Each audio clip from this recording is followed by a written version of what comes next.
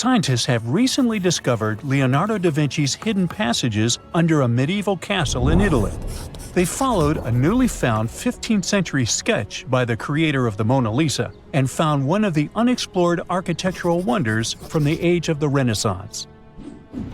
Construction of the Sforza Castle started back in 1358, but it was destroyed about a century later during a local crisis.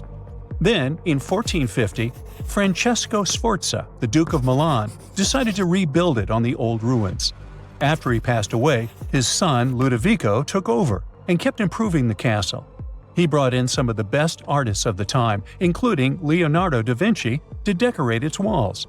We can still see Leonardo's frescoes today in the Room of Wooden Boards. While he was working at the castle, Da Vinci also recorded some historical underground passages hidden beneath the outer wall. The drawing, dated between 1487 and 1490, was found at the Institut de France in Paris. The sketch is highly precise, and it proves that Leonardo was really interested in fortification design and was great at documenting existing structures. Historical records show that Ludovico ordered the building of an underground passageway that led straight to a basilica, where his wife was buried.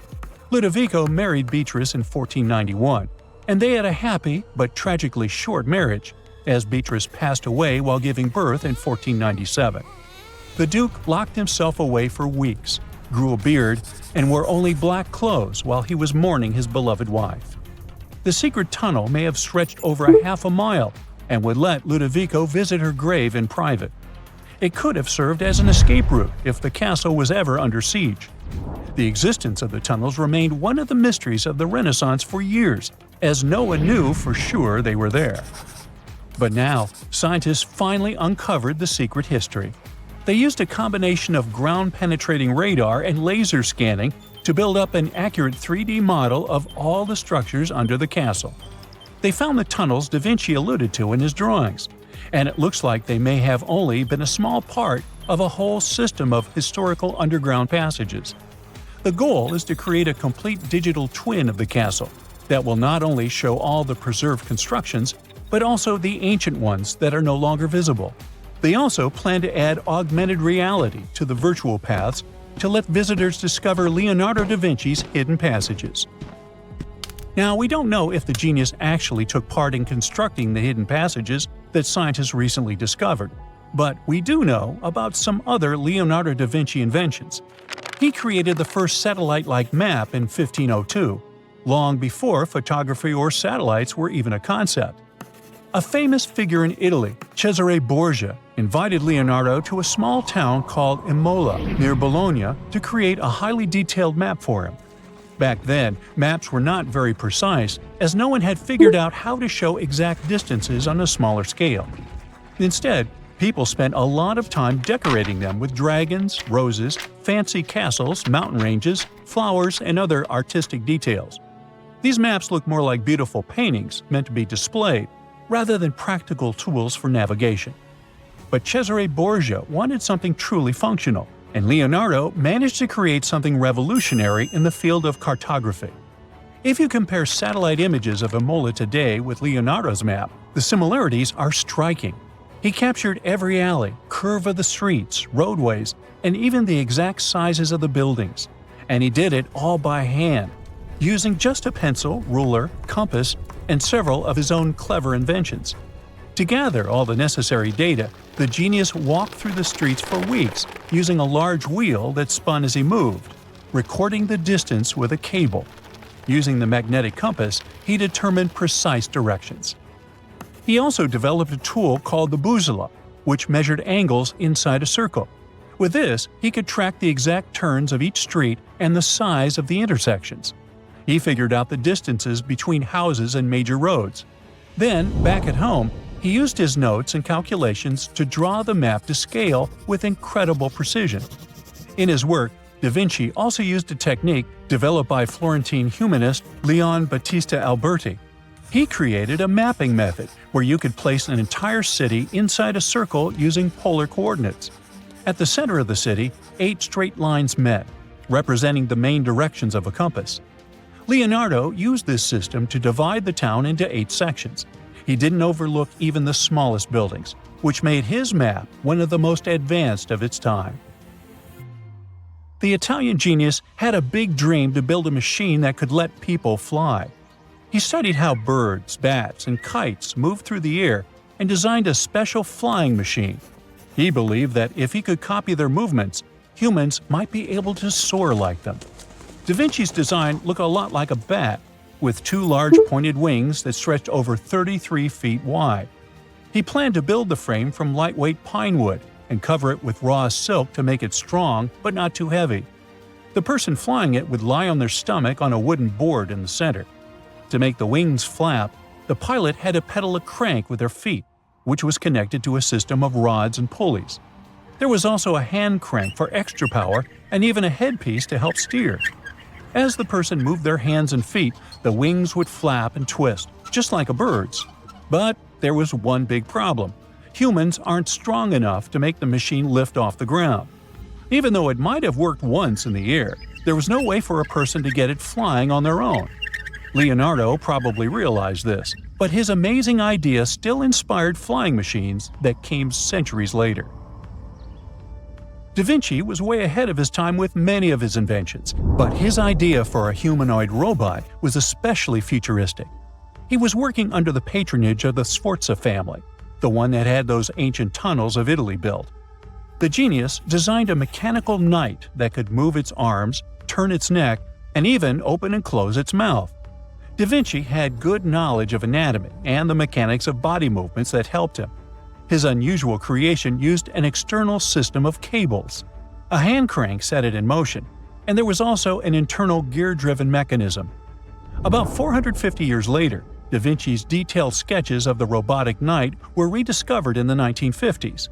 Several researchers tried to recreate the robot from those sketches.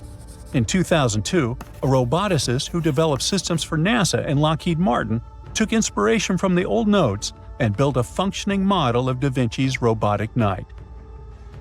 Another design Leonardo created for Duke Sforza was a special kind of bridge that could be taken apart and carried easily. It was made for defense forces who needed to cross rivers or moats while traveling. This bridge would swing across the water and land on the other side. It had wheels and used a rope and pulley system, so it could be set up quickly and packed away just as fast. To keep it steady, it even had a special weight to help balance it. Leonardo wrote in his notes that the bridge was light yet strong, and he designed several bridges like this for the Duke.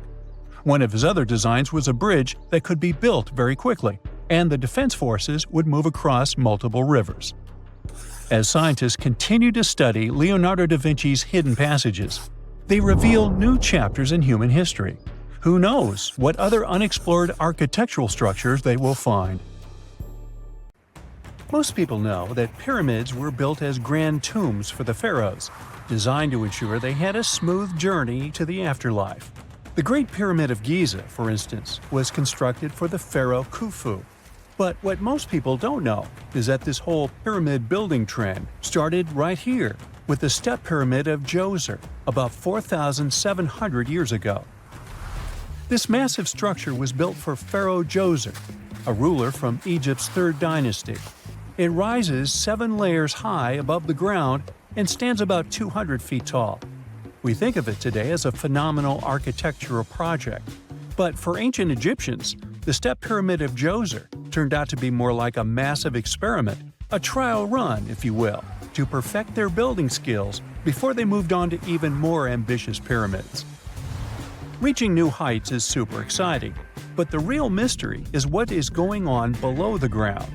In this pyramid's underground labyrinth, there is a network of tunnels stretching about 3.5 miles long, and some researchers believe these tunnels might have been part of a sophisticated water system that could completely change what we think about pyramid construction. Let's talk about this massive complex located in Saqqara. Surrounding the pyramid, there's what's known as a dry moat, a continuous trench that is up to 164 feet wide and almost 2 miles long. It forms a sort of rectangular shape around the pyramid. This trench has an average depth of about 65 feet. Now, if you were to add up all the earth and rock they dug out to create this moat, It would be about 10 times the volume of the step pyramid itself. For the longest time, people just assumed this trench was nothing more than a huge quarry, a place where they dug up stone and clay to build the step pyramid. Makes sense, right? But when you take a closer look, it doesn't add up.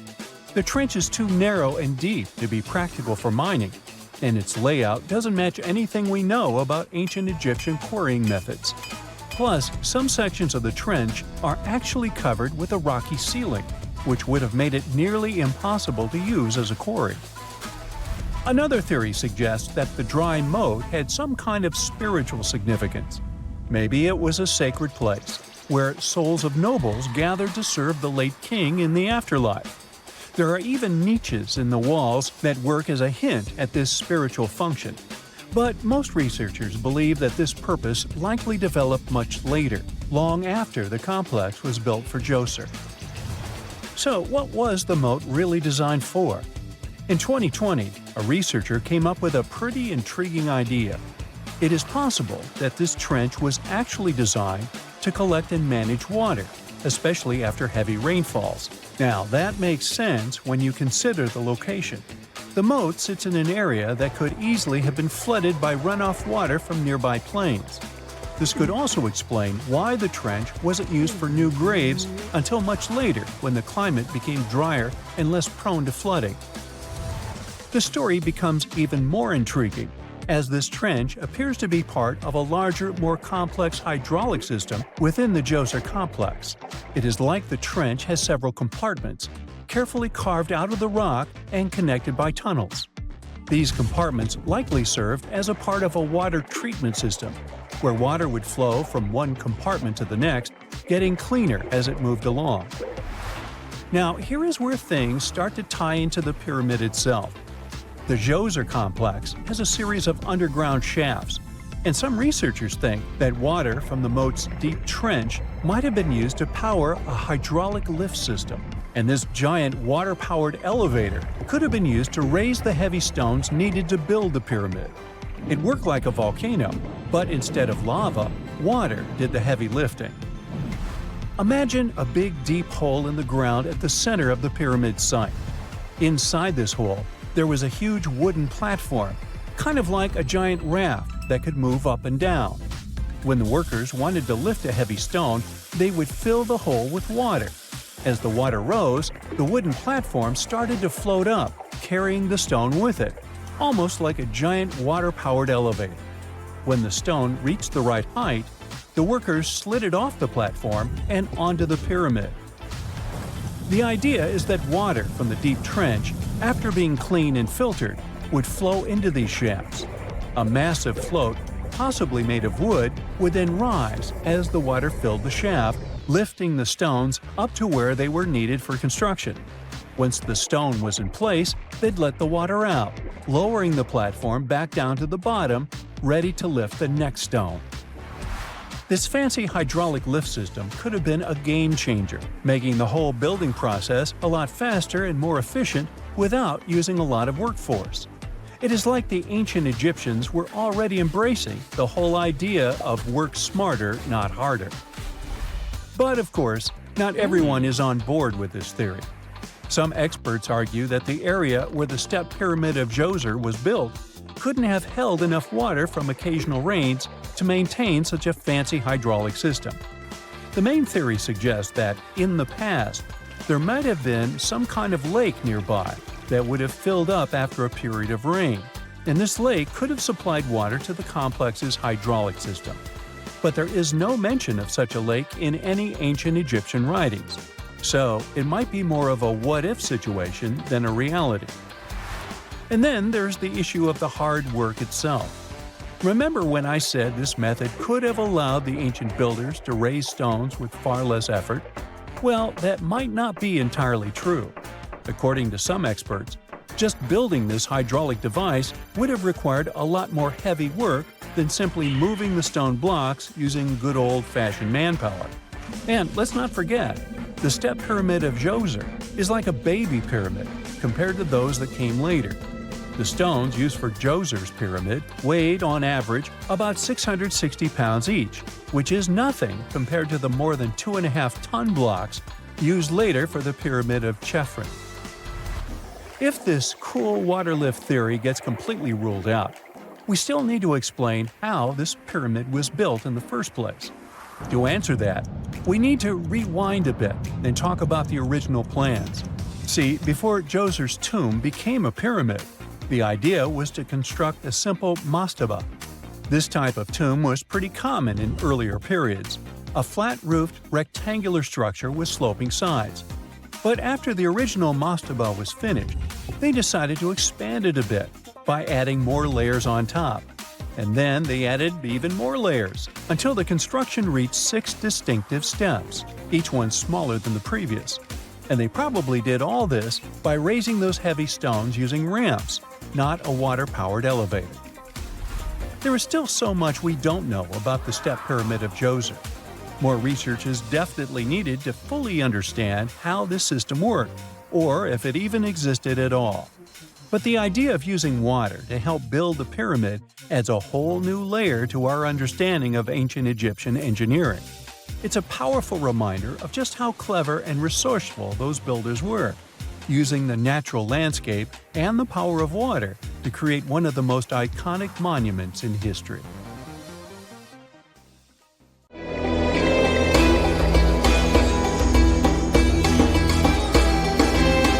The Great Pyramid was created as the final resting place of ancient Egyptian monarch Khufu. According to legend, French leader Napoleon entered the Great Pyramid and came back out looking shaken and super pale. He never revealed what he saw inside, but whatever it was is said to have affected him for the rest of his life. When Napoleon entered the pyramid, he would have walked through a super tight and ascending passageway. He'd then go through another passageway, known as the Great Chamber. This corridor would have been much taller than the previous one, and would have cobbles too. He'd then reach the King's Chamber, the centerpiece of the Great Pyramid, which was lined with huge blocks of granite. But it wouldn't have looked as grand as we might imagine. There are no hieroglyphics decorating its walls, as Egyptians only began decorating the burial chambers of pyramids much later on. The pharaoh's tombs deep inside the pyramid would have also been filled with treasures, from chunks of gold to the world's most expensive jewelry. But this would have all been looted a long time ago. The only thing that probably would have been left in there would have been a huge sarcophagus, which would have once contained the king's mummy. He'd also have to walk past the queen's chamber. This room most likely didn't hold any queens though, as pyramids were usually only built for one person. There are mysterious tunnels leading from here. To this day, no one is really sure what they're there for. And that's not the only mysterious and creepy thing Napoleon may have encountered, as stories of pharaohs leaving ancient curses on pyramids go way back. Many pyramids had warnings written on the outside, telling of horrifying things that would happen to those who entered and disturbed the peace.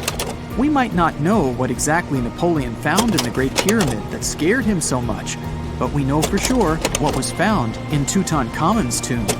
Tutankhamun was an ancient Egyptian pharaoh who was only 8 or 9 years old when he took to the throne. He became a cultural phenomenon when his tomb was discovered almost completely intact in 1922. His pyramid sits in the Valley of Kings in Thebes, modern Luxor, which is in Egypt. Unlike the Great Pyramid, Tutankhamun's tomb was covered in beautiful wall decorations. The walls told the story of how he would travel to the afterlife through the underworld. Egyptians believed all people would have to take this journey, so they would fill their tombs with objects and paintings to help them get there. There'd also be spells painted on the walls. They believed this would help people pass over to the next realm. The journey would be pretty long, and for that reason, the ancient Egyptians would also fill the pyramids with food. Tutankhamun's pyramid was filled with 8 fruit baskets. They even found something called gingerbread fruit in there. The rooms were jam-packed with furniture, statues, clothes, and staffs, amongst a whole bunch of other things. You'd likely find a lot of clothes and expensive jewelry in the pyramids as well. The ancient Egyptians wanted their ancestors to travel in style to the afterlife. They put Tutankhamun in his final resting place with over 50 pieces of clothing, all of the highest quality. There were tunics, scarves, gloves, and headdresses, and a ton of jewelry. Bracelets, pendants, necklaces, rings, and scarabs for protection were all found inside. Each of them was made of gold or precious stones. There were also fans made of ostrich feathers to keep the old pharaoh cool in the hot Egyptian sun. But the temperature inside the pyramids never actually went above 68 degrees Fahrenheit. The ancient Egyptians developed a super cool air conditioning system that we don't fully understand even today. Tutankhamun's pyramid also contained 130 walking sticks made from ebony, ivory, silver, and gold to help him on his journey. There were 3 chariots hidden away in case he got tired of all the walking. They also put 11 boat paddles inside, but there was no sign of any boat. The pyramids would be littered with the pharaoh's favorite scents and perfumes. During the excavation of Tutankhamun's pyramid, it quickly became clear that it had been robbed during ancient times.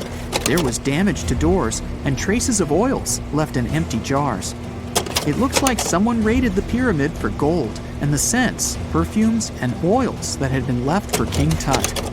There was still a bit of perfume, which was made from coconut oil and frankincense, left in one bottle.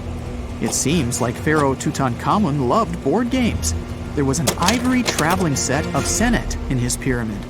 Although we don't know for sure exactly how to play it, we have figured out it was sort of an ancient Egyptian version of backgammon. It looks like it was a 2-player game where the goal was to knock your opponent off the board. Not really sure who Tutankhamun's mummy was supposed to play with, though. The ancient Egyptians had some rituals that may seem pretty strange to us. For example, they used to shave their eyebrows off if they ever lost a cat. So it's not too surprising they put some really weird things inside pyramids. Archaeologists discovered a collection of mummified cats and scarab beetles in pyramids that date back more than 4,000 years. They were found in the pyramids of Saqqara, which is south of Cairo. They also found a bunch of makeup kits and mirrors inside. Makeup was worn proudly by both men and women in ancient Egyptian times. Eyeliner was the most popular cosmetic. The Rosetta Stone was one of the best discoveries ever made in pyramids. It was found by our man Napoleon Bonaparte and his team. It's a black granite rock that dates back to 196 BCE. It's transcribed in Greek, Demotic, and hieroglyphic. When it was translated in 1822, we got the key to understanding ancient Egyptian hieroglyphics for the very first time. The discovery of Queen Hatshepsut's mummy in 1903 changed our understanding of the Egyptians forever. After she had passed away, her successor, Thutmose III, removed most of the evidence of her reign, so we basically knew nothing about Egypt's first great female leader. She's now gone on to become one of the few and most famous female pharaohs of Egypt. Pharaoh Khufu even had a fully fledged boat in his pyramid. Archaeologists uncovered more than 1,200 pieces of a giant boat near the Great Pyramid at Giza. They reassembled the boat, and it's a whopping 144 feet long. It's most likely a solar boat, which was designed to carry the resurrected king with the deity Ra. Fun fact, the Pyramid of Giza is the last remaining of the 7 wonders of the ancient world. The other 6 are the Hanging Gardens, the Colossus, the Temple of Artemis, the Mausoleum, the Lighthouse, and the Statue of Zeus. This pyramid was also the world's tallest man-made structure for 3,800 years, and it's the biggest pyramid in Egypt. It took a staggering 2.3 million blocks of limestone, and some weighed as much as 80 tons.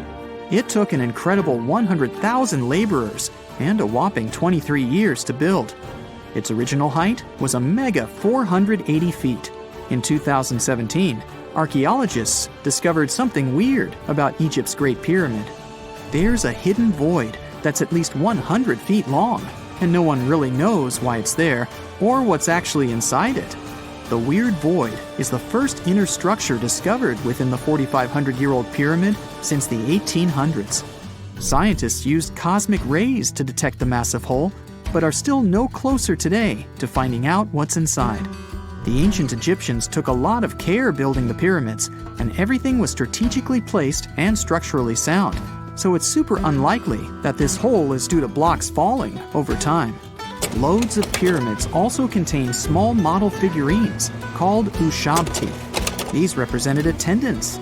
They believed they would come to life to serve the pharaohs in the afterlife. But it's amazing that all this stuff actually fit inside. There isn't actually a huge amount of space inside the structures. It's mostly just rock. One of the most unexplored and mysterious places on Earth is located in plain sight. It's one of the most majestic monuments of humankind. The wonder of the ancient world hides a secret that scientists and archaeologists still can't solve. This is the Great Sphinx of Giza in Egypt. The huge sculpture of a lion with a human head was carved out of rock about 4,500 years ago. Scientists still don't know the exact date of its creation and are also unaware of who built it and what for. There are many assumptions and theories, but none of them has been confirmed. Most people have seen this majestic sculpture either in photographs or in reality, but almost no one knows what's hidden underneath it. The statue of the Sphinx was carved from a single piece of limestone. It was painted. The remains of color pigment on the surface prove this. In the distant past, the Sphinx looked much brighter and more colorful than what we see now. But even after thousands of years, its greatness hasn't diminished. And by the way, Sphinx is not the real name. It was invented by the Greeks about 100 years or more after its creation. Initially, the Egyptians called the statue Hor-em-Akhet. There are many legends and theories saying the Sphinx is there for a reason. It's like a watchdog that guards the tomb of the pharaoh and the secrets of ancient Egypt. These legends become more plausible when archaeologists discovered hidden entrances at the feet of the Sphinx. They believe that these secret passages are the beginning of the tunnels leading to the halls with treasures.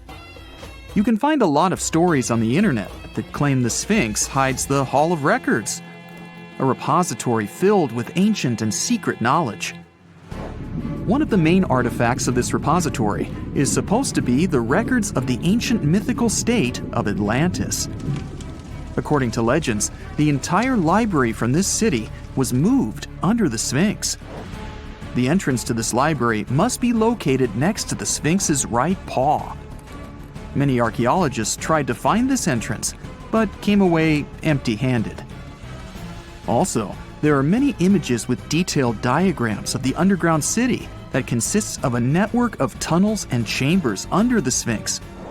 Someone says there are structures as tall as 12-story buildings hiding underground, but there's no evidence of this. Archaeologists, even after millennia, continue to explore the mysterious sculpture. At the same time, many Egyptians don't want to learn more about the Sphinx. They're terrified of awakening something supernatural. In 1998, scientists discovered tunnels leading to empty caves under the Sphinx.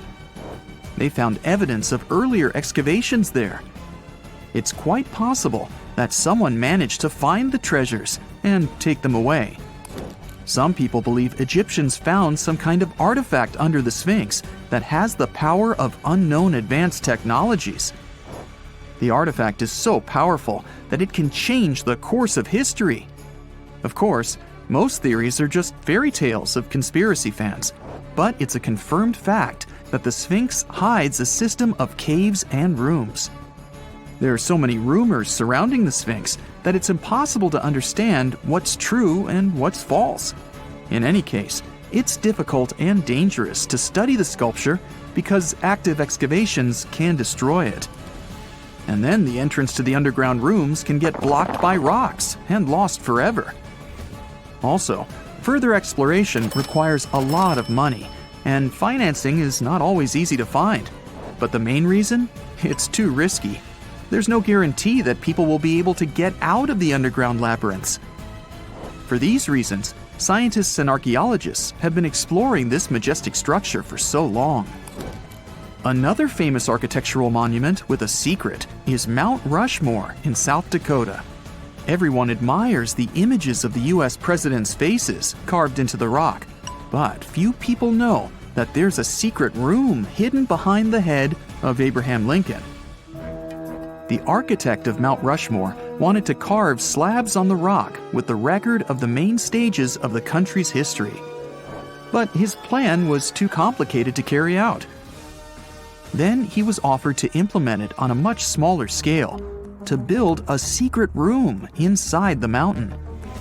The idea was to save this knowledge so that future generations will always remember the history of their country. Unfortunately, the architect didn't have time to finish his work. The construction stopped for several decades. But in the late 90s, the project was resumed. Porcelain enamel panels depicting the history of the US were placed in the room. It's possible that these plates will be stored there forever. But people can't see them, at least for now. The room is inaccessible to tourists as it's too difficult to get inside.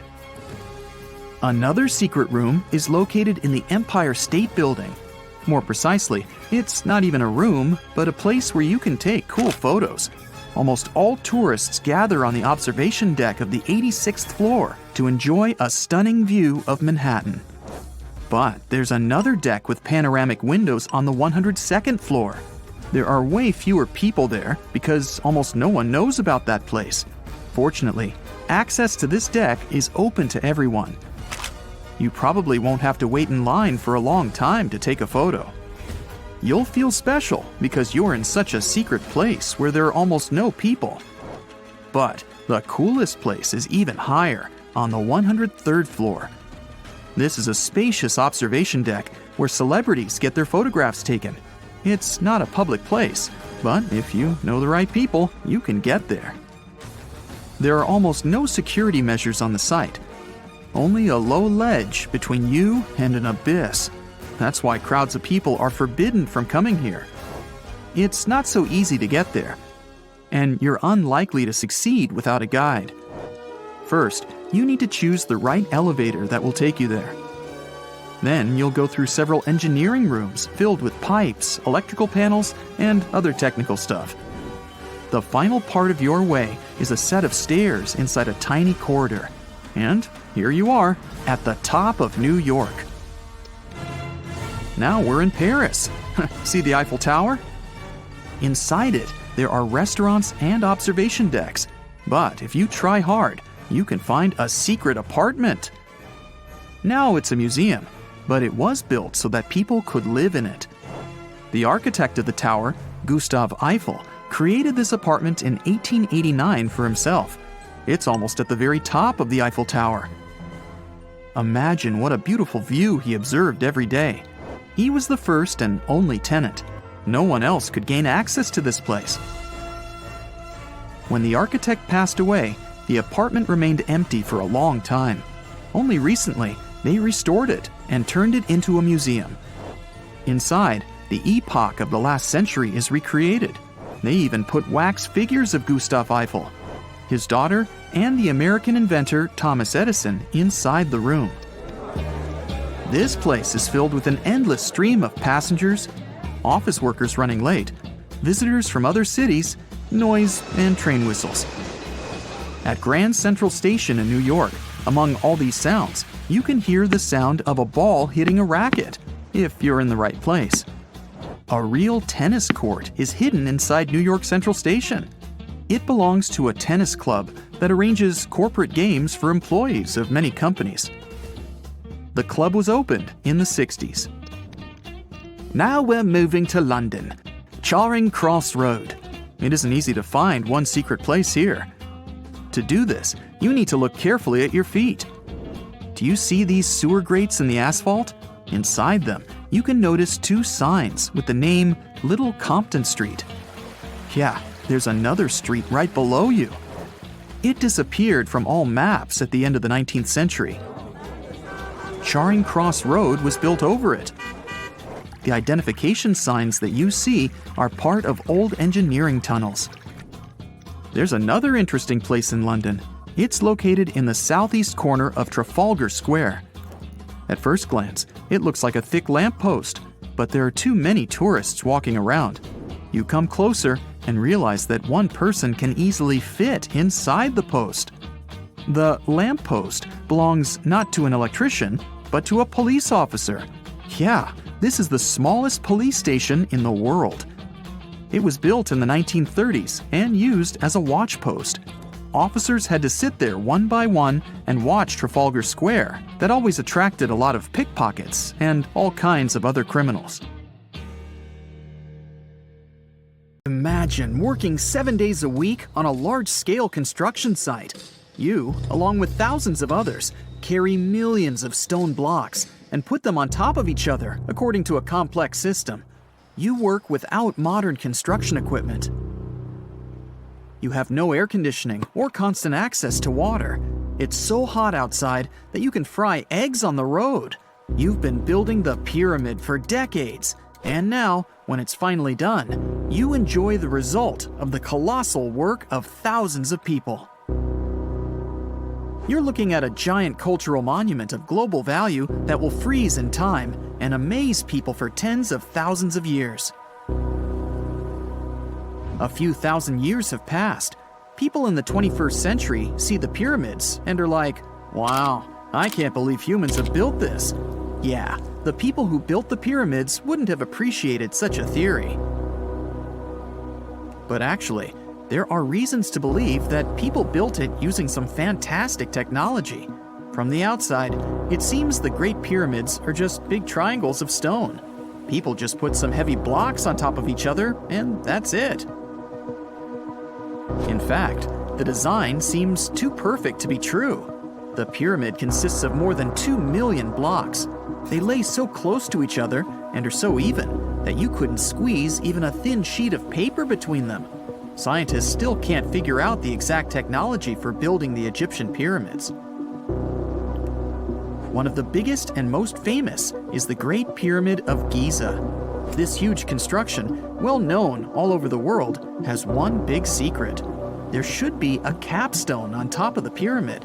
It's a triangular-shaped stone block, a small pyramid on top of a huge one. It's also called a pyramidion. The builders of ancient Egypt made it out of granite and limestone and covered it with gold. No records or old drawings prove that there was a pyramidion at the top of the Great Pyramid of Giza. But there's another ancient Egyptian structure with such a triangle, the Red Pyramid. It was built before the Great One, and its capstone has survived to this day. Archaeologists have found and reconstructed it. But where could the capstone of the Great Pyramid be? It's a mystery that still has no answer. Some are sure that some thieves have stolen it from the top. Maybe they just climbed up and pushed the pyramidion down. It makes perfect sense. The capstone was probably the most valuable element of the pyramid. Many scientists and archaeologists still don't know its exact purpose. Some believe that this peak covered with gold glorified the pharaohs. The capstone reflected moonlight at night and illuminated the entire space around it. During the day, the capstone reflected sunlight with its shiny surface. You could have noticed it from afar. The top of the pyramid was a kind of guiding star for lost travelers. All other stone blocks of the pyramid consist of limestone. People polished them to make them look shiny. In the past, they were even glowing and reflected light.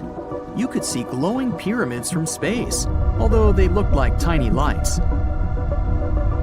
Over thousands of years, winds, sandstorms, and rains have changed the pyramid's appearance. If people had taken care of them all this time, they would have looked like something out of science fiction movies, or the pyramids from Las Vegas. But unfortunately, we will never see their original appearance. Some archaeologists and scientists believe that the capstone could absorb the sun's energy and distribute it evenly throughout the pyramid. No one knows precisely why the Egyptians needed this technology. There's a theory the pyramids are ancient energy systems. The pharaohs applied this energy to use some unique technologies that were more advanced than all the achievements of the 21st century. And the triangular shape of the pyramids was ideal for boosting this electromagnetic energy.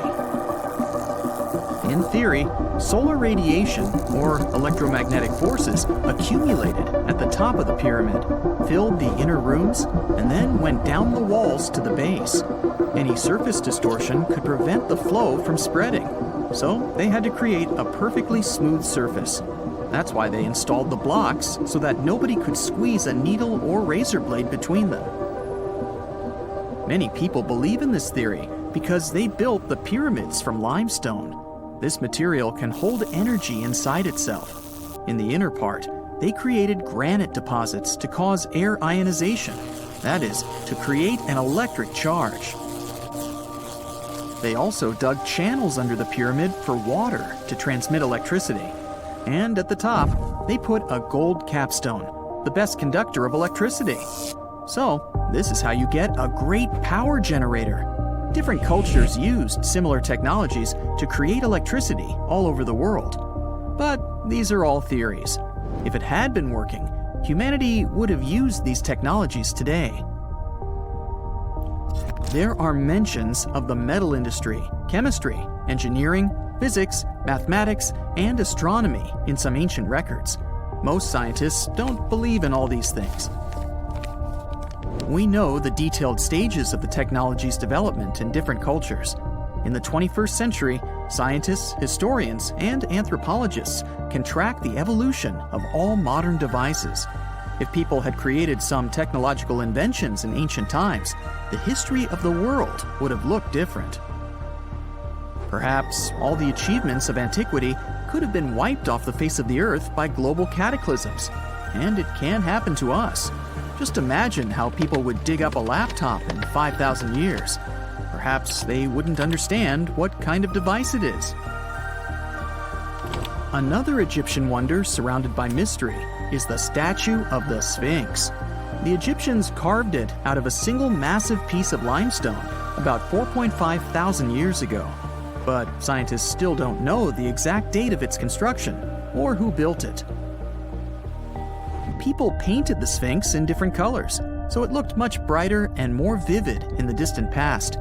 It was shining just like the Great Pyramids. Anyway, time hasn't only changed its appearance, but its name too. Initially, the Egyptians called it Hora-Mekhet. The Greeks renamed it the Sphinx about a few hundred years after it had been built. The Sphinx emphasized the greatness of the rulers of Egypt. It also performed a symbolic function of a watchdog guarding the tomb of the pharaoh and the paths leading to it. This version sounds realistic, since archaeologists have discovered many secret entrances at the foot of the Sphinx. Perhaps these rooms and intricate tunnels lead to underground halls with treasures. And treasures don't always mean gold and jewelry. According to legends and theories, the Sphinx guards the Hall of Records, the storage of all humankind's knowledge. The information about the ancient mythical state of Atlantis could be there. You can find many detailed maps of the internal dungeons of the Sphinx on the internet. They show structures 12 stories deep under the statue.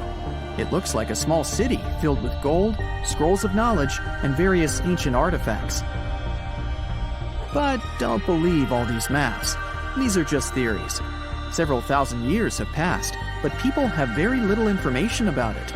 Archaeologists know that there are still many strange and exciting things about the Sphinx that are still undiscovered. Some locals are afraid to research because they believe they can awaken something terrible from the underground depths. Therefore, it's mostly scientists from other countries who conduct the excavations. In 1998, scientists discovered strange tunnels leading to empty rooms under the Sphinx. They realized that some people tried to get there through tunnels in the past, and maybe those people took all the treasures that were there. One of the legends says that some powerful artifact lays beneath the Sphinx. Its technology can change the whole world, but the locals are hiding it because it can damage the planet. Some believe that you can find evidence of unknown technologies painted on the granite walls in the pharaoh's tombs. But most likely, these paintings and signs tell us the myths and legends of ancient Egypt. But what if Egyptian symbols and drawings are detailed instructions for using ancient technologies? What if the locals that lived at that time thought, People in the future won't be able to get energy themselves. Let's leave some detailed instructions for them. Anyway, there are many riddles and theories. In reality, the search for answers is a dangerous undertaking, since it's not easy to get into the underground halls. Excavations can ruin the structure of the entire Sphinx. Any person inside the tunnels may get lost and never be able to find their way back. Besides, it costs a lot of money. Now, what would be awesome is if people could invent some device that could scan underground areas and show their detailed models. Listen to this. Neanderthal fiber technology. Nope, I'm not joking. The concept is real. In 2020, a team of scientists published a paper that redefined the way we saw our closest ancestors. A find in France changed archaeology forever, and it wasn't the first time something like this had happened. But let me start from the beginning. Neanderthals. For a long time, they fit the image of the typical cavemen. If you are now thinking of someone like Fred Flintstone, you wouldn't be much wrong. What was the reason behind this stereotype? When did we start believing that Neanderthals were not the brightest tools in the shed of evolution? In comes William King, a 19th century British geologist. He was the man who named the Neanderthals. Based on the bones King found, the scientist declared the species not intelligent, and this image stuck with the Neanderthals for centuries to come. But a piece of string, just a quarter of an inch long, changed everything. A small, dry river valley, Abri du Maras, was the place of the great find. Archaeologists unearthed a cord fragment next to a stone tool. Such twisted fibers could have been used for everything from making clothes to fishing nets. In prehistory, this was some advanced tech, and the Neanderthals seemed to have mastered it. Scientists already knew that these early humans made tar from birch bark, and that they produced shell beads. There's even evidence of Neanderthal art. They were definitely not primitive. The string section and similar finds are changing the way we perceive our ancestors. The world of archaeology is constantly changing. Take the pyramids in Egypt, for example. Turns out, they weren't really built by an army of people who the pharaoh made work until they passed out. Herodotus, the famous Greek historian, was the man who started the confusion. He claimed, in 500 BCE, that 100,000 men took part in the construction of the Great Pyramid in Giza. He made no mention of who they were and why they were building the pyramids. That's how the myth started. Huge stone slabs pulled by humans, driven by a foreman with a whip. But Egyptologists would beg to differ. Those are the scientists who study ancient Egypt's culture. Fairly recently, they uncovered a workers' village that told a different tale. Yes, there was evidence of hard work on the workers' bones, but the construction industry is demanding even today.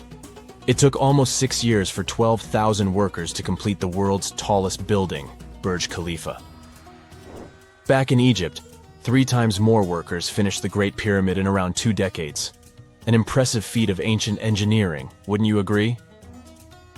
Superiors looked well after the Egyptians who built the pyramids. Their diet was rich in protein. They had medical care and they got paid properly. In fact, they lived better than the non-working population. And they lived with their families near the construction site. Archaeologists know all this because they unearthed bakeries and dormitories with bread jars and other goodies. Looks like the pharaohs were okay employers after all, and the job market wasn't that terrible. They also kept detailed papyrus records of the build and hieroglyphs. You and I wouldn't stand a chance of reading these letters that resemble images. Egyptologists had the same problem. For over a millennium, no one had used this type of font. And it's not like there was an English ancient Egyptian dictionary you could open and find meanings of words.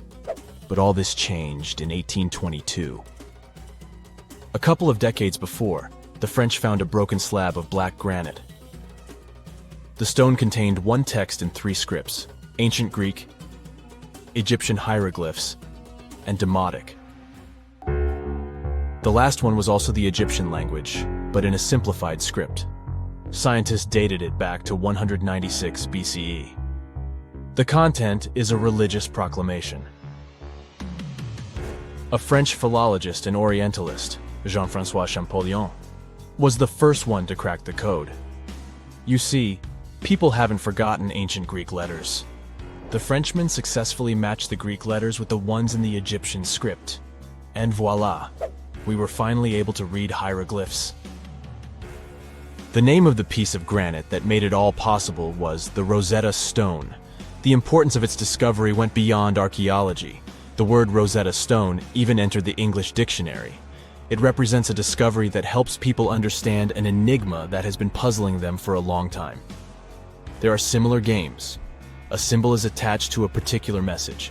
Then you have to decode the message by replacing the symbol with a corresponding letter. In a nutshell, this is what scientists did with the Rosetta Stone more than 2 centuries ago. Do you know what is the oldest deciphered language in Europe? It has an unattractive name, Linear B. The script belongs to the Mycenaean Greek language. It predates the ancient Greek alphabet by several centuries. You can easily guess which script it is descended from. Linear A. The people from Crete used Linear B more than 1,000 years ago. During the Late Bronze Age, the Greek civilization that used the script vanished. There was no one who could read Linear B, and more importantly, no one knew it existed in the first place. This was about to change during the first years of the 20th century. A British archaeologist by the name of Sir Arthur Evans excavated a vast palace complex at Knossos, Crete, Greece. This was the center of the Minoan culture that created the enigmatic script. The palace boasted some 1,300 rooms. They had colorful paintings of dolphins, griffins, and bulls. All of these captivated the archaeologist's imagination. But their biggest find was at first overlooked. Thousands of slabs of baked clay. The fire that brought down the palace helped preserve the tablets. It was impossible to read the slabs, though. They were written in an unknown language. The scientific community had to wait for another half a century before Michael Ventris cracked the code. He was an English architect and cryptographer. Ventris studied Greek and Latin. While attending the famous archaeologist's lecture, the young man decided to solve the puzzle of Linear B once and for all. He managed to do so in 1952. One of Ventris's most amazing discoveries was that the script was an archaic form of Greek. But cryptology still hasn't solved the code of Linear A. This writing system will remain a mystery until a motivated young person like Michael Ventris comes along. They wouldn't have to be a professional archaeologist. Basil Brown certainly wasn't. Yet in 1939 he discovered the richest early medieval tomb in Europe. This happened in Sutton Hoo in the southeast of England. This wasn't an ordinary tomb made out of stone. It was a full-size ship, 3 times as long as a London double-decker bus. And that's not all. Apart from its main purpose, the ship was full of riches. Deluxe hanging bowls, feasting vessels, gold and dress accessories, and luxurious textiles were just some of the treasures found. Archaeologists were also amazed by the silverware from distant Byzantium. You probably know this city as Istanbul, Turkey. Even in our age, it's several days' drive from Sutton Hoo. Just imagine how much time and money it cost to import a silver plate in the 7th century. That's when the ship went down, according to archaeologists. The English couldn't have done it. At that time, there was no England. The people living in the British Isles at the time were the Anglo-Saxons. Perhaps the ship from the grassy mounds in Suffolk belonged to one of their kings? We will never know. The local acidic soil did away with any possible evidence, or no one laid there in the first place. It could have been a cenotaph, which is a monument constructed to honor an important person. The archaeologists still don't have a definite answer. But what they have found at Sutton Hoo shed light on the Dark Ages. Before the discovery of the ship, they knew little about what had been going on in Britain after the Romans left. Now, the image of the early Anglo-Saxon society was much clearer. Perhaps the English soil will be the site of the next great breakthrough in archaeology. What is a boat doing in the middle of a desert? You would expect to find a seagoing vessel closer to shore. This is the question archaeologists had been asking for decades. In 1988, There was a storm near one of the most important archaeological sites in ancient Egypt. A wooden structure emerged from the sand. It was hollowed out by termites. Scientists were determined to solve its mystery. In 2000, they began excavating the site near Abydos, Abydos. An American team of experts soon discovered a boat that was 70 feet long, and it wasn't alone. In total, there were 14 boats neatly resting next to each other.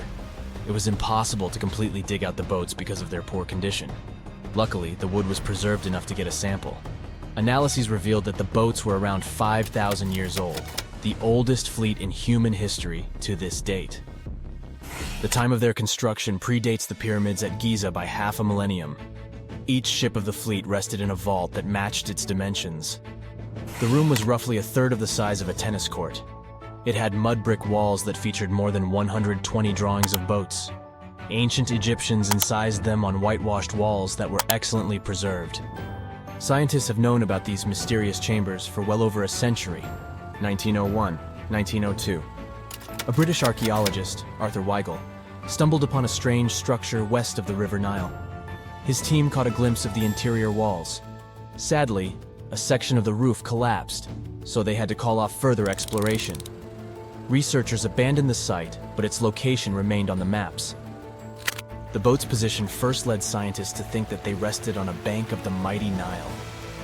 But there was a problem with this theory. Today, the river flows almost 7 miles west of Abydos. Further studies of the surrounding terrain showed the Nile didn't change its course throughout history. Also, if the boats floated near a dock, they would be in unstable positions. The 14 vessels at Abydos were perfectly parallel to each other. There was only one conclusion possible. Someone had deliberately placed them like that. They must have gone through a lot of effort. Each boat had enough room for up to 30 rowers.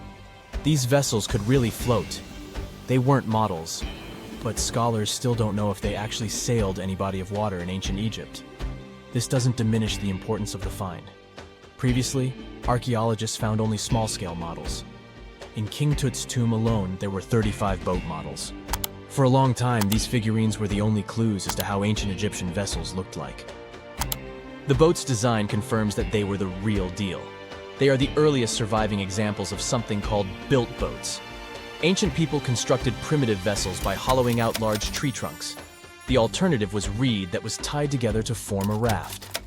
The boats at Abydos had planks tied together. This was a major breakthrough in shipbuilding. During their lifetime, the boats must have seemed impressive. Timber was a valuable commodity at the time. There was no wood in the desert. Cedar had to be imported from Lebanon. The only person who could afford such luxury was the pharaoh. Studying the area around the ancient fleet provided more answers. Scientists discovered a mud brick structure where Egyptians worshipped the pharaoh. Its approximate date of construction matches that of the wooden boats. The same bricks out of which this building was made were used to encase the fleet. At the time of their construction, the rooms they were stored in had a ceiling. That's the section that archaeologists stumbled upon in the early 20th century. Just like mummies and coffins, these marvelous ships rested inside splendid vaults. The exterior of these rooms was also impressive. The outer walls originally had a plaster of white limestone. It reflected sunlight. In the desert sun, the structure housing the boats must have shone from miles away. Ancient Egyptian builders used the same technique to cover the pyramids 500 years later. Today, their surface looks jagged, but it wasn't always like this. When they were constructed, the pyramids had a top layer of fine white limestone. Their surface was smooth and it gleamed in the sunlight. Instead of stairs, the outer layer of the pyramids was more of a sleek ramp. Archaeologists were left with one final question. Which pharaoh owned the fleet? The answer lay just a mile from the site. This is where the tomb of a pharaoh from the 5th dynasty rested, King Senwosret III. Its time and style of construction matched the ones of the chambers with boats. The very end of his rule might explain how the boats ended up in the middle of the desert. The pharaoh probably passed away in northern Egypt. Then his body was transported down the Nile to Abydos in a marvelous procession of decorated boats.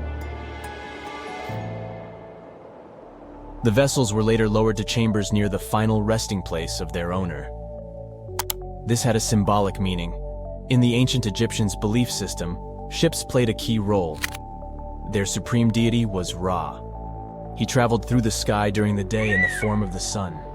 At nighttime, he sailed through the netherworld in a solar boat. The pharaoh identified himself with Ra. That's why he needed boats in the afterlife.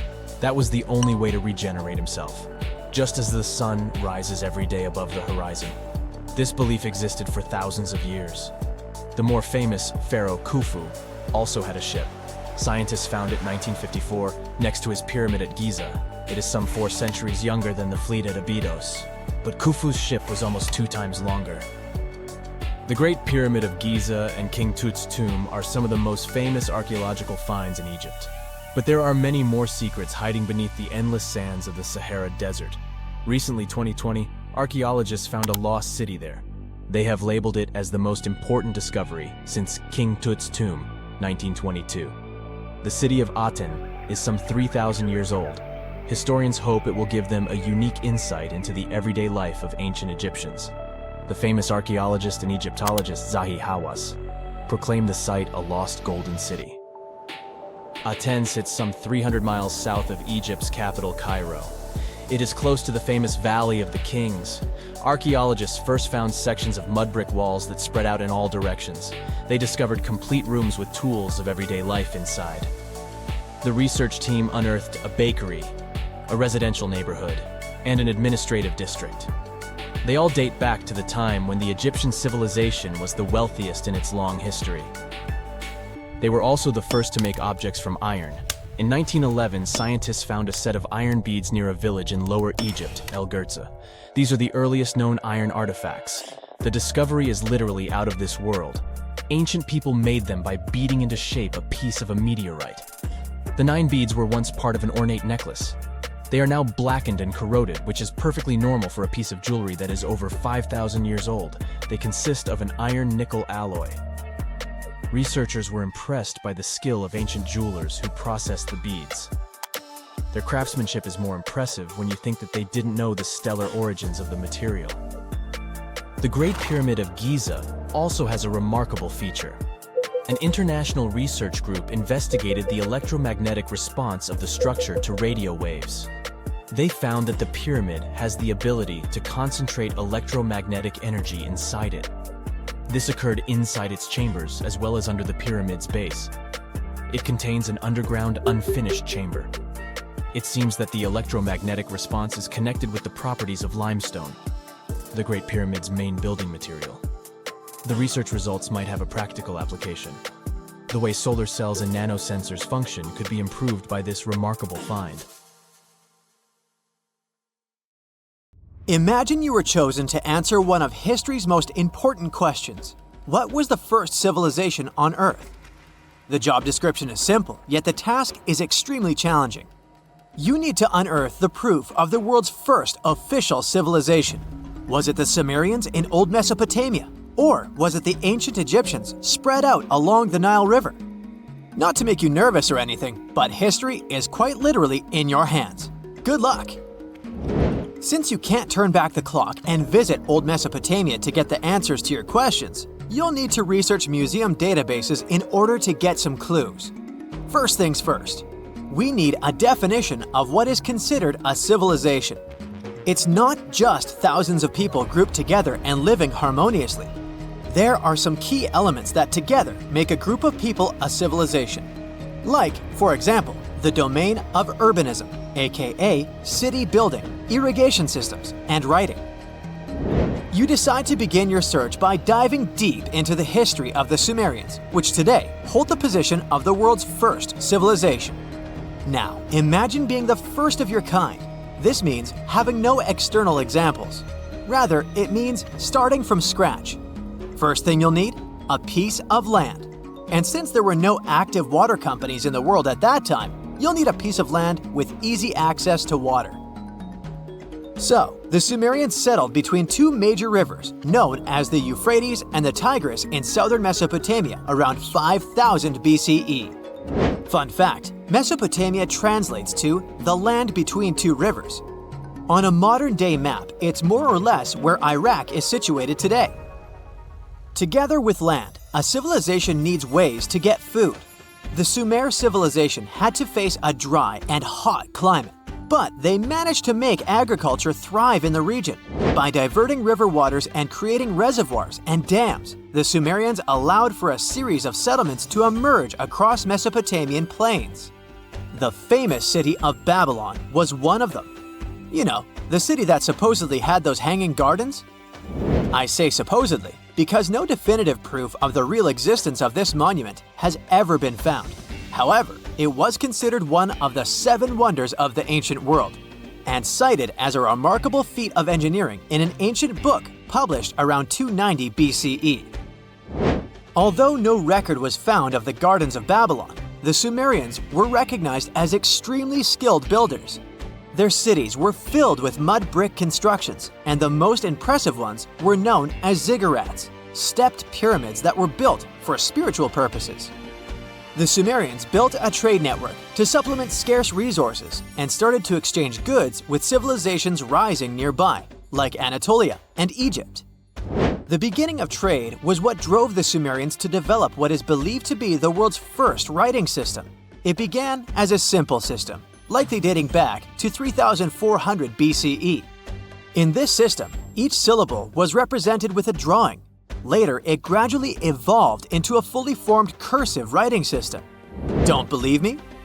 Take a look at this piece from the Babylonian times. This huge basalt plaque is called the Hammurabi Code.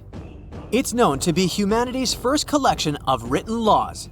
As far as the story goes, it was carved in volcanic stone around year 1760 BCE. Look at the precision of these carvings. It's quite astonishing. But the content is also surprising, since these 282 rules vary from commercial regulations to strict laws of justice. The thing is, historians don't have a consensus on whether the Sumerians were really the first ones to invent writing. Some think it might have been old Egyptians. Let's pause here. Ancient Egyptian settlements are believed to have started around the year 5500 BCE, which is earlier than the Sumer civilization. But remember I said a civilization needed a few things before it was considered as such. Ancient Egypt consisted of several smaller city-states, such as Memphis, Abydos, and Thebes, spreading out along the Nile River.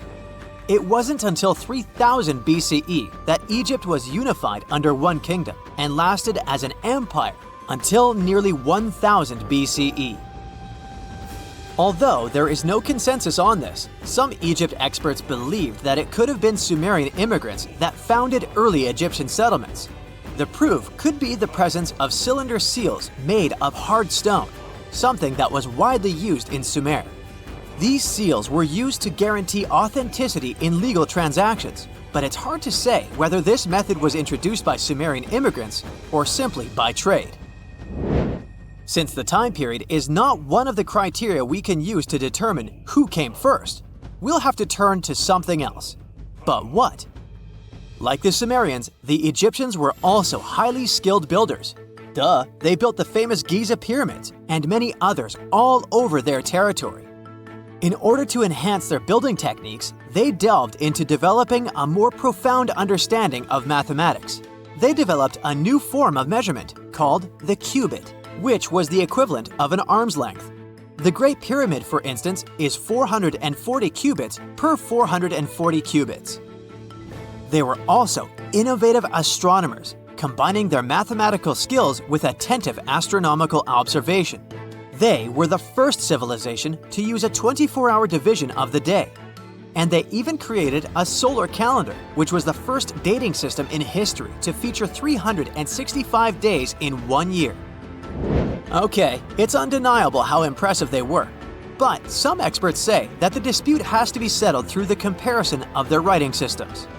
Hieroglyphic writing, the first Egyptian style of writing, is said to date back to 3000 BCE. It was a composition of over 700 symbols, which were carved in stone. For a long time, researchers believed that the Sumerian writing had come before Egyptian, but in a recent discovery made by Yale researchers claims otherwise. Archaeologists have discovered a panel of 4 signs that are believed to have been written around 3250 BCE. Oh, and they've also found another rock drawing depicting a pregnant elephant that can date back to 4000 BCE. Now, there's also a third possibility that fewer people seem to mention: the Indus Valley Civilization, also known as Ancient India, located around the area of modern-day Pakistan and India. The Indus Valley Civilization is also a contender for the oldest civilization due to the uncertain historical origins of the Hindu collection of texts known as the Upanishads. The Indus Valley Civilization flourished around 3000 BCE, but records show that people in the Indus Valley were trading with Mesopotamians as early as 3500 BCE. Now, wait a minute. How is it possible? No, they weren't time travelers. This isn't a sci-fi movie. There already were agricultural settlements in the area that were slowly growing into bigger cities, such as Harappa and Mohenjo-daro. Ancient Indian cities were sophisticated, filled with baked brick homes built in a grid system. These ancient cities even had draining and sewage systems that connected most homes and used gravity to carry waste outside of the city. They were pretty advanced. They were also an extremely religious civilization, and Hindu beliefs were at the center of their practices. Despite that, their cities weren't filled with spiritual buildings. Actually, Mohenjo-daro's most important building was a public bath. Interesting, huh? Now, why can't we know if they were the oldest civilization on Earth? Even if some historians suspect that the origins of the Indus Valley people can be traced back to 5000 BCE, there is no concrete evidence of this, only speculation. The best proof we have is the Upanishads. The Upanishads are texts filled with philosophy, mantras, and ceremonies. The thing is, part of Hindu practices included memorizing and passing down the wisdom of the Upanishads in oral form. So, it took a while before it appeared as a written script. Well, I'd say historians aren't really sure what was the world's first civilization. We can only guess at this point, but who knows what new discoveries might reveal. When you hear the word mummy, you might get a chill down your spine. That's because most of us associate this word with those creepy characters we've seen in some scary movies. But in reality, mummies have helped us understand a lot about ancient civilizations, their rulers, and about how people used to deal with losing their loved ones. The people most famous worldwide for their mummies are the ancient Egyptians. They believed that some sort of existence after passing away was possible, if certain conditions were met. That's why they insisted on preserving the human body through the process of mummification and placing the mummy in a furnished tomb, kind of like giving it a fully functioning apartment of its own. Why did they believe in this? Well, because they were deeply connected to their natural environment for the most part. They saw the natural cycles around them, like how the sun rose every day, followed by the moon, or how new life was always sprouting from plants, even after they had wilted away. They also believed that the powerful spirit Osiris, who represented the cycle of passing away and resurrection, played a role in this process. To prepare for the afterlife, the ancient Egyptians followed certain rituals, like mummification, which involved using materials like honey, resins, and incense to preserve the body. There's no other mummy more popular than that of King Tut. He was a young pharaoh who ruled over 3,000 years ago in Egypt. The problem with discovering ancient royal tombs is that most of such burial sites were previously robbed. People knew ancient rulers had been left with many valuable belongings, so those locations became vulnerable to thieves. When King Tut's tomb was opened in 1922, people were excited because it had not been robbed, like many other previously discovered royal tombs. That's how well hidden it was. Inside, his mummy was encapsulated in a total of 3 coffins, including one made of gold. The objects found in his tomb showed us what ancient Egypt was like, and studying his mummy also helped us learn about the culture and practices popular at the time when he passed away. We also learned about his family by looking at his DNA. Scientists were able to discover that he had had a disease called malaria and a problem with his foot that might have made it hard for him to walk. Ramses II was another pharaoh in Egypt who ruled for 68 years, which was quite a lot back in the day. He was known for his expansion campaigns and building projects. Many objects from his time as a ruler still exist today, including a large statue of him. Ramses II was about 6 feet tall and lived to be about 90 years old. After looking at his mummy, scientists concluded that he may have had a medical condition that affected his spine. Now, remember those thieves I mentioned before? They are probably the reason why Ramses II ended up in a plain coffin in a secret collection of royal mummies at Deir al-Bahari, which was rediscovered in 1881. Thankfully, archaeologists were able to identify him because his journeys had been recorded on his wrappings. The process was really tedious too.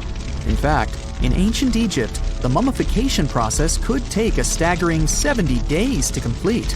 A special person would say a very specific speech while delicately handling the body and drying it out using a type of salt called natron. They also used linen and resin to make the body look more lifelike and to wrap it in cloth. The tomb was equally as important for ancient Egyptians. The walls of King Tut's tomb, for example, were adorned with intricate artwork that depicted his journey to the afterlife, from his burial procession to his passage through the underworld. The ancient Egyptians believed that everyone made this journey after passing away, and they filled their tombs with items and paintings to help the person in their spiritual travels. Additionally, the walls of the tomb were decorated with spells from a special book, which contained a collection of poems that the Egyptians believed would help people reach the afterlife. And speaking of how important this journey was, people also placed food in these ancient tombs. In King Tut's tomb, archaeologists discovered 36 jars of vintage beverages and 8 baskets of fruit, which were believed to be left there to help him in his journey to the afterlife. The Egyptians believed that traveling to the afterlife took a really long time, so they left a lot of supplies, such as food and water, to sustain their loved ones. Pharaohs also generally had numerous luxurious garments and beautiful jewelry in their tombs to ensure that they would have a fashionable journey. These items included various types of linen clothing, such as tunics, scarves, gloves, and headdresses, as well as a lot of gold jewelry with precious stones, like bracelets, buckles, pendants, necklaces, rings, and even precious depictions of insects for protection. Some were also deposited with fans made from ivory and ostrich feathers to keep them cool in the afterlife. Some ancient rulers were even placed in their forever apartments along with boats. For example, Pharaoh Khufu built the Great Pyramid at Giza as his tomb, and a large ship was found inside. King Tut, however, was buried with multiple boat paddles, but no actual boat. Instead, he had 3 chariots and numerous walking sticks made of precious materials, perhaps indicating he'd rather travel to the beyond by land, not by water. Amongst the most interesting objects found near ancient mummies are bottles of oils and perfumes. If rulers were supposed to be fashionable, why not smell nice too, right? Also, some of them had some ancient kinds of board games, most of them made out of precious materials like gold or ivory. One of those games was called Senet. It was very popular amongst the ancient Egyptians and very similar to modern-day chess. The ancient Egyptians may have the most famous mummies out there, but they weren't the first to invent the procedure. In fact, it all started in South America with an ancient civilization named the Chinchorro. As far as we know today, these people were the first to mummify their loved ones that had passed away. They did it somewhere around 2,000 years before the Egyptians started their own rituals. Sure, we can tell a lot about ancient rulers by studying these mummies, but until recently, we had no idea what they really looked like during their lifetime. Not so long ago, though, some very special mummy paintings were found by archaeologists studying ancient Egyptian objects. These mummy portraits are highly detailed paintings of individuals that were made while they were still alive. Such paintings were often painted on wood, as opposed to the classical portraits we all know about, which are painted on canvas. They are known for their realism and beauty, and have even been used by researchers to diagnose diseases by comparing them to the corresponding mummies. Some of these portraits also include depictions of jewelry, which was later found on the mummies. The recent discovery of these mummy portraits in Central Egypt is significant, as it marks the first time in over a century that such paintings have been found. Mummies appeared all around the world naturally, too. Mummification can occur without people intervening because of natural conditions, like extremely cold or hot environments, places with a lack of oxygen, or accidental exposure to chemicals that preserve the body. These conditions don't allow bacteria to grow, resulting in the body remaining more or less intact. Famous Otzi was one of these mummies. We know today he was a man who lived around 5,000 years ago in Europe. But upon his discovery in the Alps in 1991, Austrian authorities initially believed that he was a modern mountaineer because of how well preserved the body was. However, after the Iceman was removed from the glacier, it was determined that he was actually from the Copper Age. If someone finally invents time travel and you hop on a trip to the past, you won't recognize many of the things you know and love today. The Statue of Liberty and the Egyptian pyramids, some basic gadgets like the remote control and your laptop, and even the corn you have for lunch have all changed beyond recognition. When the pyramids were originally built in ancient Egypt and Giza and other places, they didn't look sandy brown at all. All of them were covered with white limestone. If you had seen them under the hot African sun, you'd have to look away. That's how smooth and shiny they were. Builders used around 6 million tons of this material for the Great Pyramid of Giza alone. It's the largest one you can still see on your trip to Egypt. The local rules were quite a thrifty crowd, and they reused some of the casing stones for other construction projects.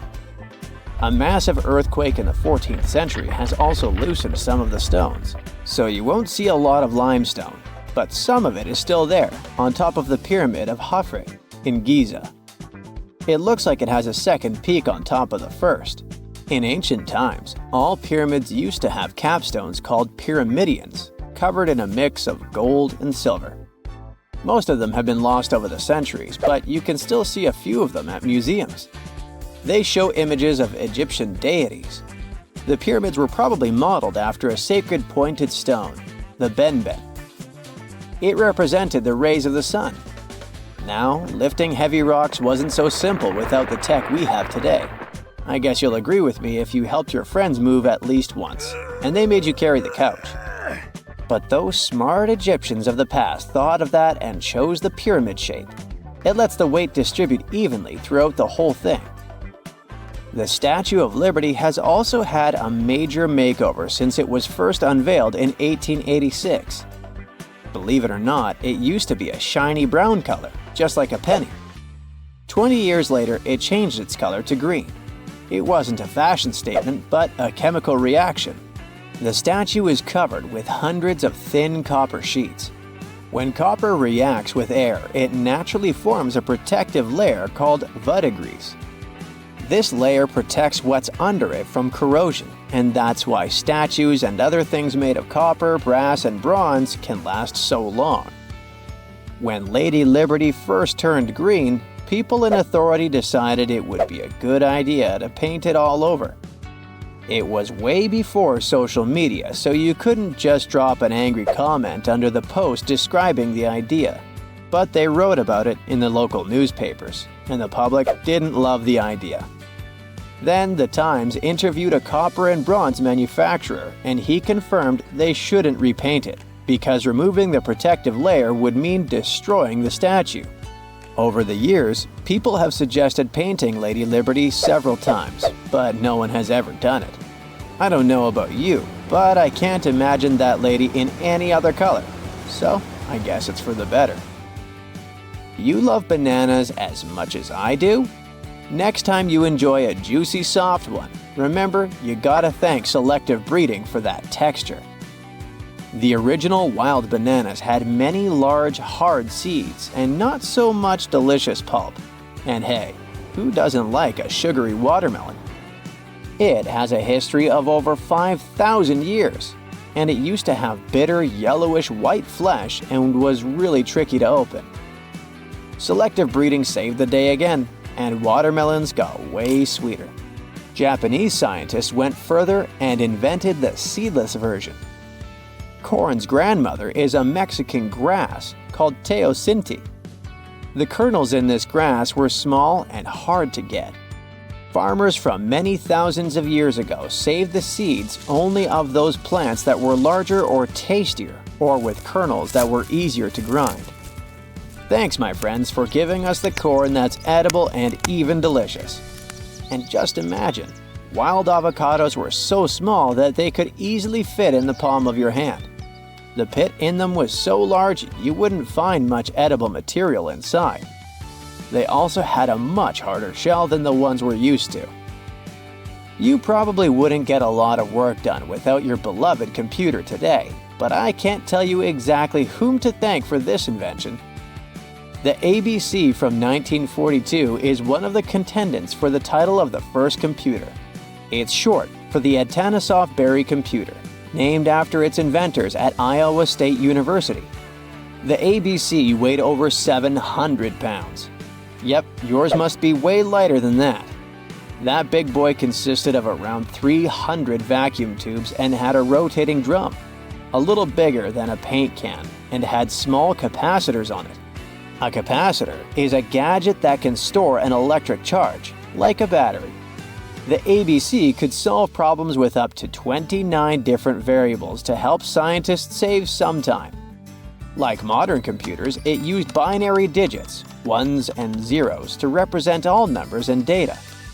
Because of that, it was possible to do the calculations electronically. And now, my favorite part, the ABC finished one operation about every 15 seconds. Just for you to compare, it's millions of operations per second now. Unlike the tech we use today, the ABC did not have a changeable stored program, so the program could only do a single task at a time. An operator had to write down the intermediate answer and then dial that back into the computer. Sounds like another reason to be happy we live in the 21st century. That remote control you use for all sorts of appliances has gone a long way too. Nikola Tesla, who gave us alternating current, designed one of the first wireless remote controls back in 1898. He named his invention teleautomation and demonstrated it on a miniature boat controlled by radio waves. The boat had a little metal antenna attached to it.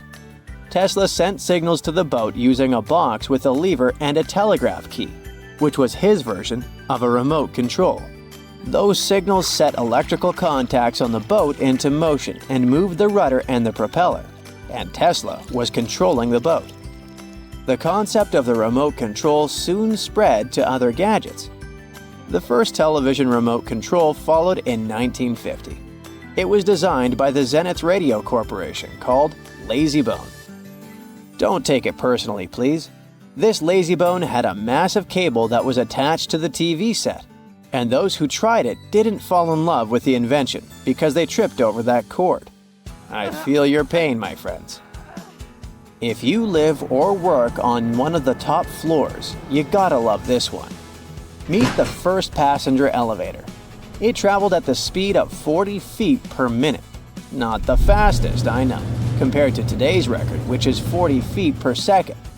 But hey, it was built back in 1857 in New York and was more of a tourist attraction than a necessity. The elevator had a steam engine hidden in the basement of a 5-story building. 3 years later, they shut it down because the public didn't appreciate it. Otis Tufts filed the first patent for a vertical railway around the same time. His invention included an actual car with a bench inside for people to sit on. Sounds like a great spot to hang out with friends to me. What do you say? Then they started adding elevators to luxurious hotels around the world. They were entire rooms with a rich design, upholstered seats and mirrors on the walls, and sometimes even a small chandelier. There was an obligatory operator who'd close the door and the car would start its super slow ascent. It was still more about style than about speed, so I guess I'd choose the stairs. Consider the Great Pyramids, one of the original 7 wonders of the world and the only one that still exists today. Did you know that the pyramids of Giza weren't the only pyramids out there? And they weren't even the first ones. First, there were the pretty good pyramids, but they didn't catch on. Nah, I made that up. Back to the story. In ancient Egypt, it was believed that kings were chosen by gods to serve on earth as their mediators. In the afterlife, they were expected to become gods themselves. The pyramid complex was built to make sure that the king had everything they might need in the afterlife. The complex included the pyramid, a palace, and temples. The tomb in the pyramid, where the king was buried, was filled with many things they might need, like furniture, food, and gold vessels. Actually, the first pyramid had been built 80 years before the first pyramid of Giza appeared. Overall, there were around 100 of them. Some weren't finished though, since the construction took a while and not every pharaoh lived long enough to see the end of the construction. And now let's talk about the construction itself. The biggest of the pyramids of Giza is as tall as a 40-story building. So how on earth did they manage to build a structure that massive 5,000 years ago, long before machines and other equipment appeared? Well, let's figure it out. So Pharaoh Khufu ascended the throne around 2575 BCE, and his architects started the construction of the oldest and biggest of the pyramids of Giza.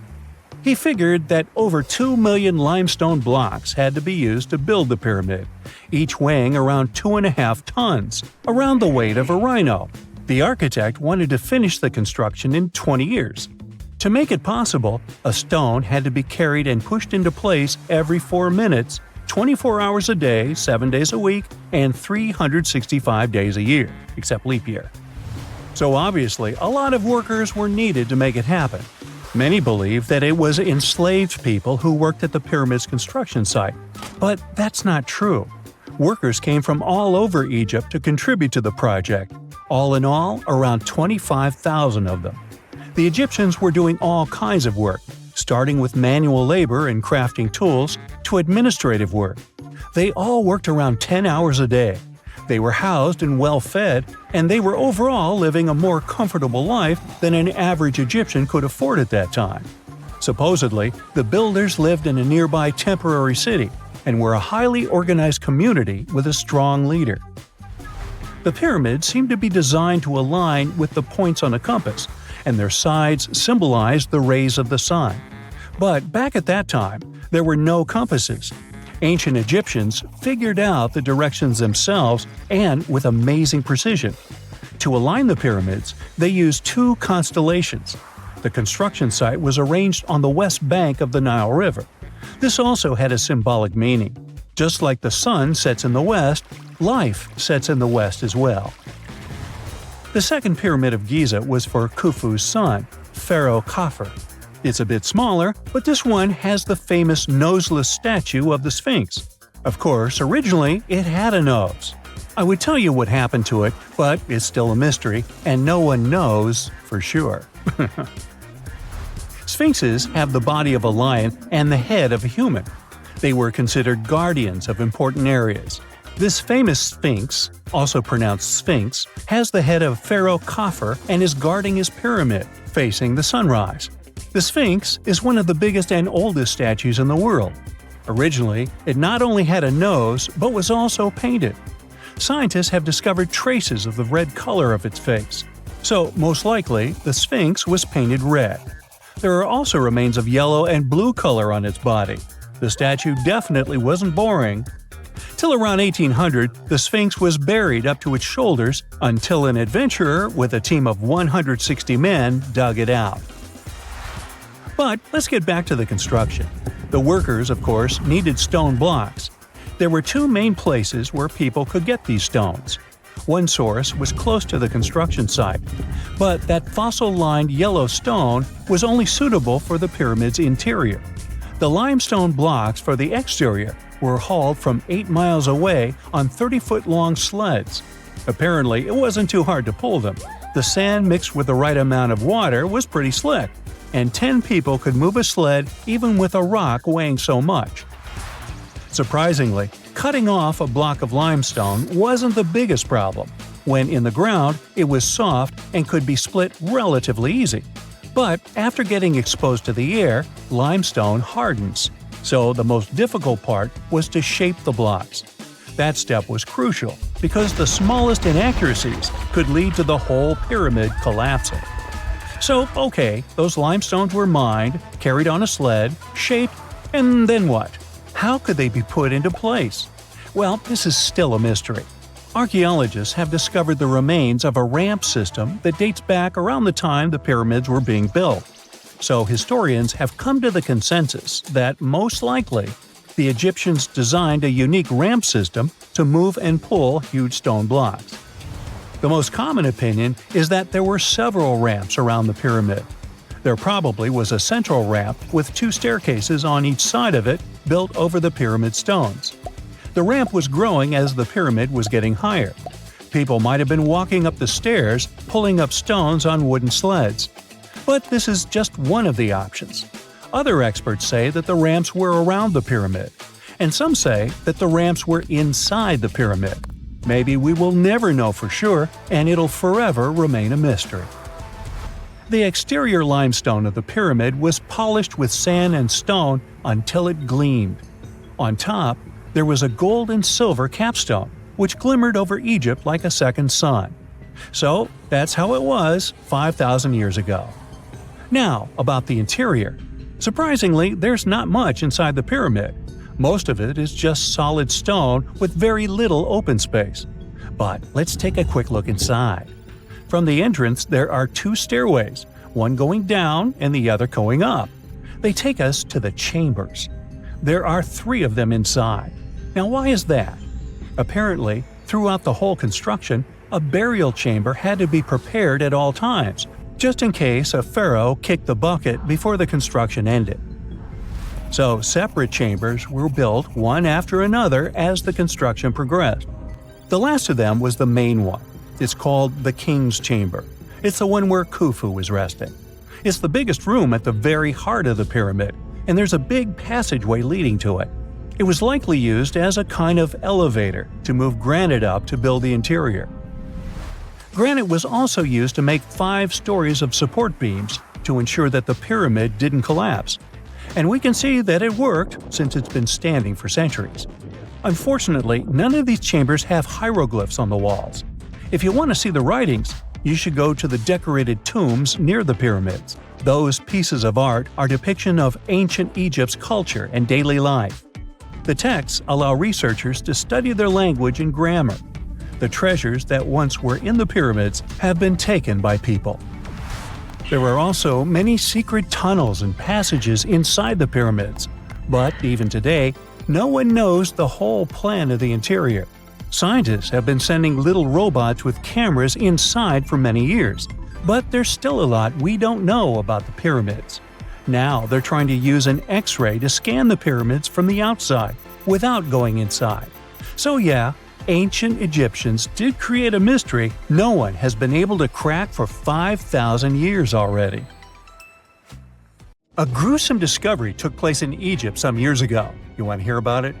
16 human hands, carefully buried in 4 eerie pits. They didn't look too much like human hands at first, since they were abnormally large, but they were. Weirdly, there were only right hands. No left hands were in sight. It turned out that it points to the practice of an ancient dark ritual. Old Egyptian art and tales talked of a ceremony where warriors would present the right hand of their adversaries as proof of victory and ask for gold in return. Egyptians believed in the afterlife, so cutting off someone's hand meant you cut off their power eternally. Guaranteeing this type of defeat was interesting to the winning party.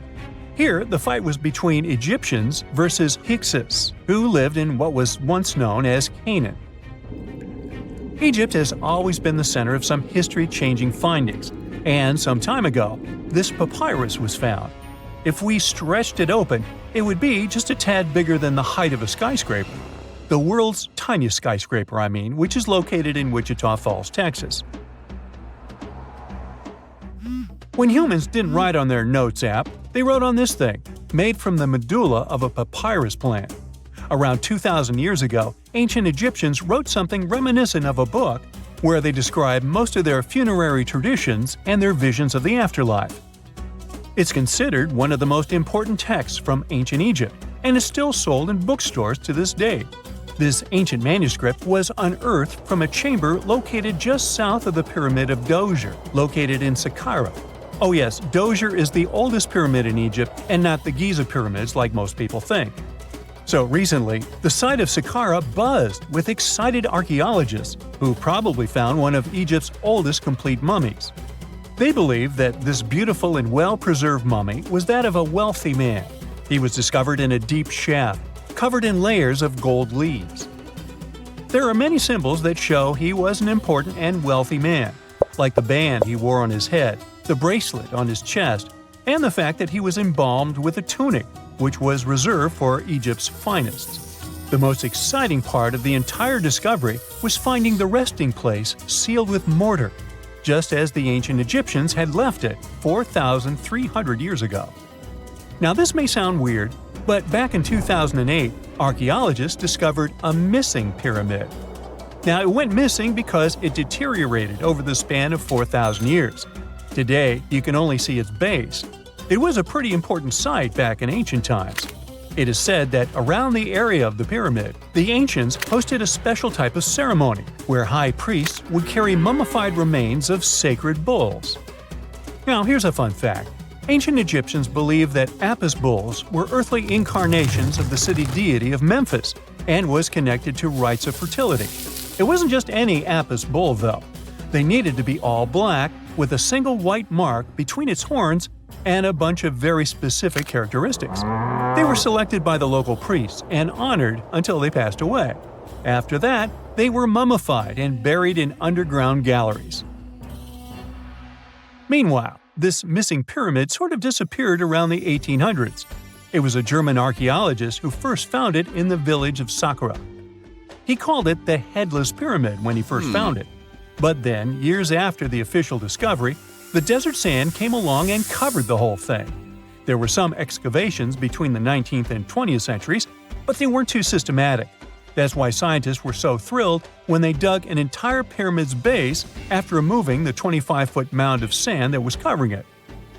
Oh, and it turns out American archaeologists are excavating a cemetery in Egypt that could contain over 1 million mummified bodies.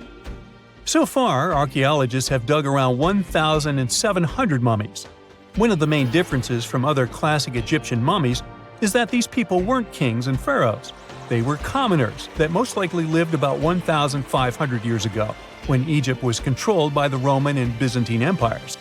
The name of the cemetery is cool though, the Way of the Water Buffalo, just in case you want to check it out on your next trip. Other than bulls and buffaloes, ancient Egyptians also liked baboons. Are you seeing a pattern here? In the beginning of the 20th century, archaeologists discovered a site filled with mummified baboons in a place called, guess what? The Valley of Monkeys. An animal wouldn't have been mummified if it wasn't considered important. Certain animals were more important than others, since they were linked to specific deities. Jackals were connected to Anubis, the ancient god of the afterlife, and cats were likened to the female deity Bastet. Baboons were a pretty big deal, since they were believed to be connected to Thoth, the deity of wisdom and advisor to Ra, one of Egypt's supreme deities. The archaeologists who studied these animals weren't too happy. They think these baboons were kept inside and were deprived of sunlight for most of their lives. They had extreme vitamin D deficiencies and they were poorly fed. Maybe Thoth got angry with these baboon keepers. Just a guess. Since there's never a boring day for archaeologists in Egypt, they also found human mummies with golden tongues. Since Egyptians were all about the afterlife, they believed that golden tongues might help a person speak once they pass to the other side. I mean, it's a long shot, but hey, why not? Some of these mummies were placed in wooden coffins with goods, such as necklaces, pottery, golden artifacts in the shape of lotus flowers and scarab beetles, and iPhones. Just kidding. A new temple was also unearthed recently in Egypt. Scientists believe it was dedicated to honor Zeus Cassius. That deity would be a cross between Zeus, the almighty Greek deity of the sky, and Mount Cassius. While digging around the Sinai Peninsula in Egypt, archaeologists spotted 2 pink granite columns poking out of the ground, and bingo. They believe these columns represented the temple's front gate and collapsed during an earthquake many years ago. And speaking of deities, there weren't only super serious deities. Recently, scientists unearthed a golden ring in a city south of Cairo. No, Frodo, it's not magical. It was a normal gold ring, but it had the depiction of the deity of fun, officially named Bes. This deity is often described in sacred texts as a happy chubby dwarf. Today, many tattoos we get are sorta deprived of any sense and are made of aesthetic purposes only. In ancient Egypt, though, women would get tattoos as a token of protection for childbirth. That's what scientists think, at least. Around the Nile region, scientists found some mummies that had well-preserved tattoos, which is a rarity since the skin deteriorates so easily. 2 of these women tattooed their lower backs, and the drawings were simple. They were mostly pictures, including that same chubby dwarf we just talked about, Bes. He also had a side hustle as the protector of women during childbirth. Now, would you believe me if I told you ancient Egyptians invented robots? No? Well, that's because that's not entirely true. Sure, they were astronomers, mathematicians, and engineers, and somehow they also squeezed an eccentric invention into that package – an automated deity some scientists called Hathor. This wooden statue had been in the Metropolitan Museum of Art for years before someone noticed its secret. With the help of an X-ray machine, specialists discovered a mechanical operating system inside it. The pulley-like axis goes from the statue's shoulder to her left leg. When the system rotates, the statue raises and lowers her hand. Hey, pick me! Pick me!